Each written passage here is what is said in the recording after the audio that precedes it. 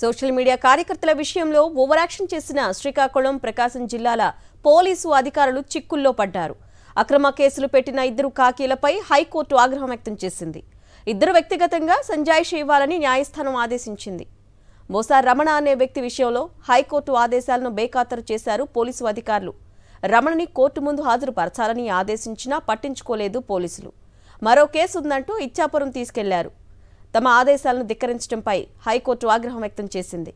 ప్రకాశం, శ్రీకాకుళం జిల్లాలకు చెందిన సిఐలు వెంకటేశ్వర్లు, చెన్నం నాయుడుకు నోటీసులు జారీ చేయాలని జిల్లా జడ్జిలకు హైకోర్టు ఆదేశించింది.